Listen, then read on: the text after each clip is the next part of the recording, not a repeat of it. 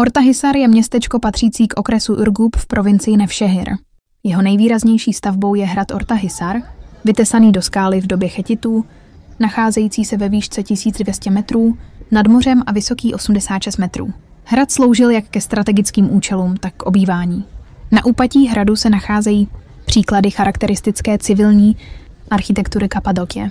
Kapadokie, známá jako země krásných koní, patří mezi nejvýznamnější turistické destinace Turecka a je navštěvována po celý rok.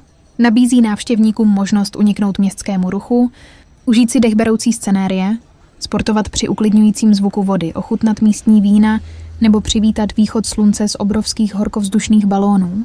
Kapadokie nabízí ideální zážitky pro jakýkoliv účel cesty. V tomto článku vám ukážeme, co navštívit v oblasti Ortahisar, jedné z důležitých částí Kapadokie. Ačkoliv se za centrální provincii považuje Nevšehir, Kapadokie se rozprostírá i na východ do Kayseri, na západ do Aksaray, na severozápad do Kırşehir a na severovýchod do Yozgatu. Tato rozmanitost umožňuje poznat různé historické příběhy a kulturní památky. Díky své jedinečné geologii a bohatému kulturnímu dědictví nabízí Kapadokie nezapomenutelné zážitky v oblastech jako Göreme, Uçhisar, Avanos, Ürgüp, Ortahisar či Zelve, s proslulými kostely, podzemními městy a skalními útvary zvanými Peribakalar, bílí komíny. Mezi těmito oblastmi vyniká Ortahisar jako jedno z míst s nejbohatší nabídkou památek k navštívení. Nachází se zde muzea Ortahisar a Kapadokie, slavný hrad Ortahisar a klášter Halac. Region, který v minulosti ovládali Šetité, Frígové, Líkové, Peršané, Římané a později Byzantinci, nese stopy mnoha civilizací. Kostely, upravené podle náboženských a životních zvyklostí jednotlivých kultur, jsou toho jasným důkazem.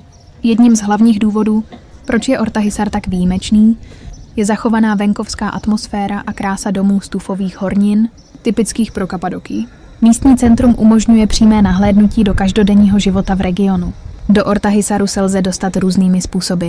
Pokud cestujete autobusem, nejprve se musíte dostat do centra města Nevšehir a odtud pokračovat místní dopravou do Kapadokie Ortahisar. Pokud upřednostňujete leteckou dopravu, můžete přiletět na letiště Kapadokie nebo Nevšehir a využít transfery nebo hotelové služby. Nezáleží na tom, odkud začnete svou cestu, protože Göreme, Ürgüp a Ortahisar jsou si velmi blízko. Proto můžete při hledání míst k návštěvě často narazit na stejné památky v různých seznamech. Když je Ortahisar tak bohatý na místa k vidění, není snadné rozhodnout, kde začít. Přesto byste neměli vynechat zážitek z ranního letu balónem. Poté si během dne můžete projít místa, která jste ráno viděli z výšky, a tím ještě více umocnit nezapomenutelný zážitek. Pokud plánujete navštívit tuto oblast v létě, mějte na paměti, že v červnu se konají krásné akce jako Kapadokijský cyklistický festival nebo slavnost vinobraní v Ürgüpu, které vašemu výletu dodají další rozměr.